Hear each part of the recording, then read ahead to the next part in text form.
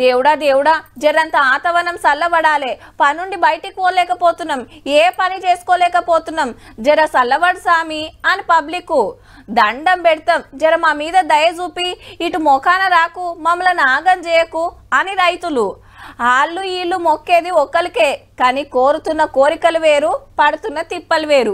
ఒకటే కాలం రెండు తీర్ల సమస్యలు. మరి ఇదే కాలం అంటే ఎండానల కాలం అనాలేపో. పొద్దంత ఎండలు, పొద్దుముఖ శింకులు, ఎండలతోని పబ్లిక్ కు సురుకులు, వానలతోని రైతులకు తిప్పలు. ఎన్ని నీళ్లు దాగినా దూపారదు, ఎన్ని పట్టాలు గప్పినా పంట దడవక ఆగదు. పబ్లిక్ కు ఎండ దెబ్బ, రైతులకు ఆన దెబ్బ. చిత్రమైన కాలం మోపైంది. పొద్దంతా ఎండకాక చూస్తే అమ్మో అని అదురుకుంటున్నారంతా. 9 దాటిందంటే సుక్కలే, పగటిలి 12 కొట్టిందంటే రోడ్లు మొత్తం ఖాళీ. పనుండి బయటికొస్తే అగడుగాలికి ఆయలు పాయలైతున్నారు. ఎన్ని నీళ్లు దాగినా, ఎన్ని జ్యూసులు గుంజినా వశపడకుంటుంది. 10 గంటల వరకే మేము ఏదైనా బయటకు వెళ్ళి మన తమ యొక్క పనులను చేసుకుంటున్నాము. మిగతా కార్యక్రమాలు మళ్ళీ 5 గంటల తర్వాతనే. ఎండలు మస్తున్నాయి, ఎండలు ఇల్లుగా కొడతాను, ఎండలు ఒక్కొక్కడు సుడి పడతాను. ఎండలు ఎమర్జెన్సీ బయట రావాల్సిన తప్పని పరిస్థితుల్లో కార్లో కానీ అది తీసుకొని రావాల్సి వస్తుంది. బండి మీద కూడా చాలా షేన్ల పొంట కూలి పని కోతోళ్ళ తిప్పలు గిట్లున్నాయి. షెత్తీర్లు, నెత్తికి రుమాళ్ళు, పరదలు కట్టుకొని పని చేస్తున్నారు. మాకు ఎండాకాలం పని ఉంటుంది, ఎప్పుడు పని ఉండదు. ఈ పల్లీలు ఏమో బాగా ఎండకి పల్లీలు కూడా వస్తుంది, తెంపుతున్నాం.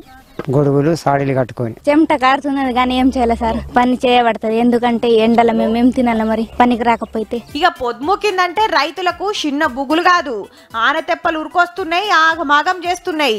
వరి పొలాలు కోసి రోడ్ల మీద, మార్కెట్లల్లో ఒడ్లు ఎండవోసిండ్రు. అంతటా పొద్దంత ఎండు, పొద్దుముక దడుచుడు, మళ్ళా పొద్దుగాల ఎండవోసుడు.